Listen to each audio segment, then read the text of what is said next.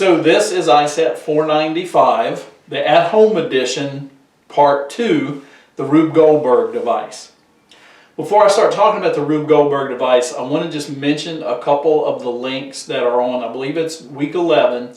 One of them was an ad that was sponsored by, I believe it was AT&T, and it shows a little girl as she grows and how her parents react to her interest in science and technology. I like to show that because it's really good food for thought, and it shows how sometimes we can say things to someone and we mean well, and it could be perfectly innocent, but it has a profound impact on them and the way they view themselves and what they may do for the rest of their life. One of the topics that we really didn't get to yet this semester was gender equity. And one of the awesome things about children's engineering is you're going to find at the elementary level the stigma of boy topics is not attached to what your girls are going to do in children's engineering. So you can encourage that interest, and hopefully it'll take root so that later on, if people do try to discourage them, they've already got that good base of knowing, no, this is what I really want to do, I'm good at it, and then they can pursue it. Fortunately today, the stigma isn't as bad as it used to be, but if you look, there's still just a very small percentage of women in our country that are in STEM fields. Secondly, the other video is by a music group called OK Go, and it shows a really complex Rube Goldberg device that takes a whole warehouse to put on. But we like to put that in there because it's a lot of fun, and Cindy really liked it and recommended it. There are a lot of great examples of Rube Goldberg devices. If you go on the internet and take a look, my wife showed me one the other day that was involving cats and a lot of dominoes, and it's really cute, so you may want to look at that. So your design brief for the Rube Goldberg device, it was a way for us to combine design, materials, electricity, simple machines, pneumatics, and mechanisms.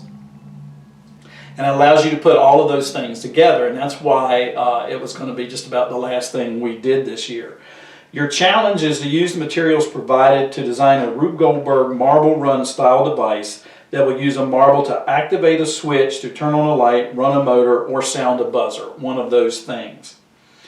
The criteria: the device must fit on a round classroom table because that's what we have in class.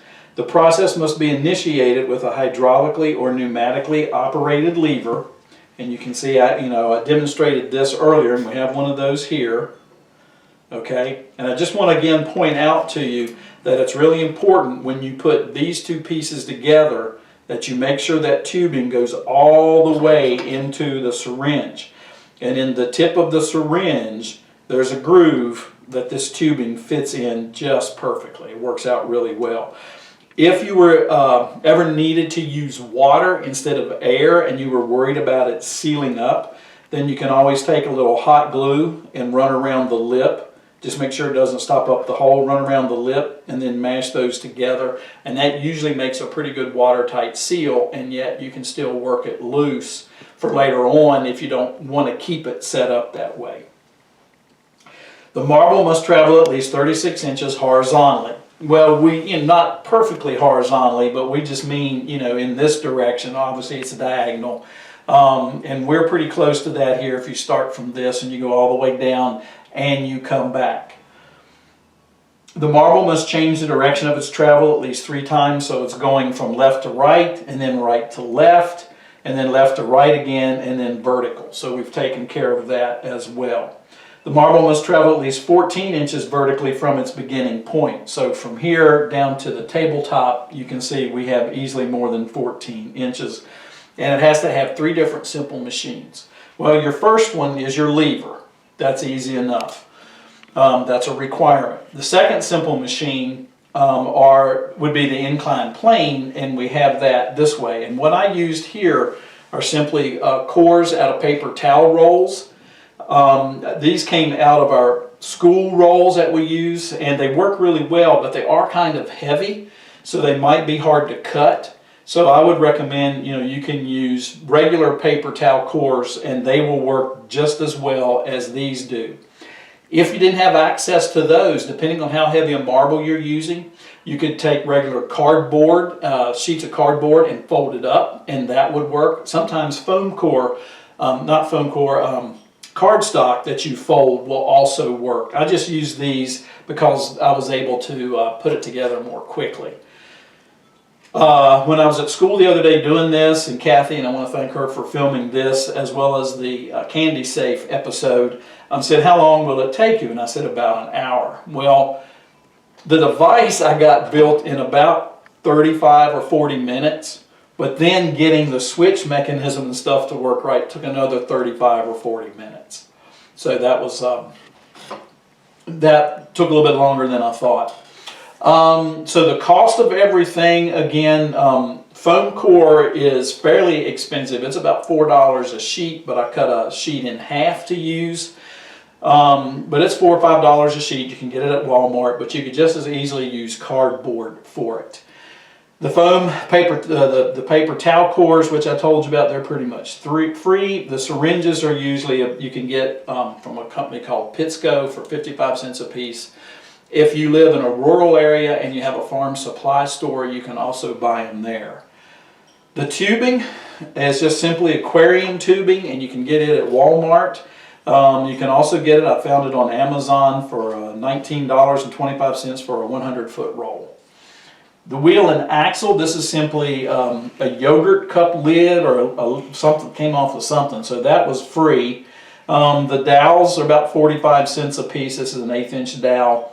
You're going to want to have wooden beads, because you can see here, this isn't a wooden bead, but you probably won't have something like this. This is a nylon spacer, but a wooden bead would work just as well here, and then you would put a second one on the back so that this piece doesn't pull all the way out. It steadies it a little more.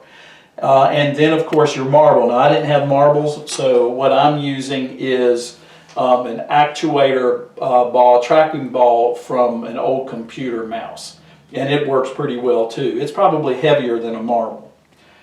So let's see how this works. I won't guarantee that it'll work the first time. This is one of those things that, I mean, like I said, it worked pretty well, but then it took me a while to tweak it for the switch.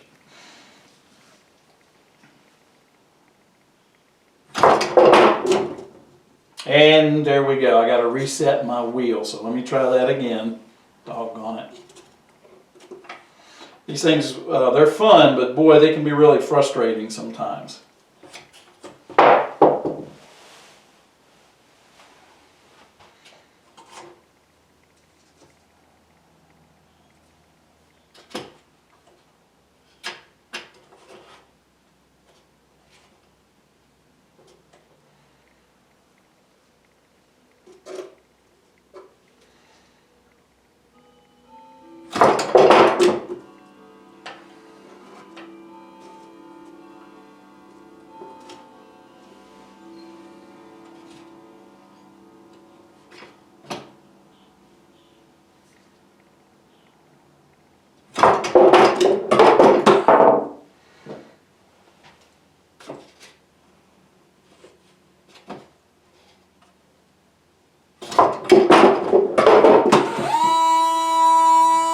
And there it is. And that just scared our cat. She just took off out of the kitchen here. So it rolled off of the ramp, but you get the idea of how it should work. And sometimes in class, that's what we have to do. We have to start the ball halfway through because it can be really, really temperamental. But again, it's a really fun activity, and it's one of those your students will struggle with initially until they start getting an idea of how to go about putting it together, and it starts to come together. And they really will have a lot of fun doing it. It takes a lot of trial and error. So this is the Rube Goldberg device.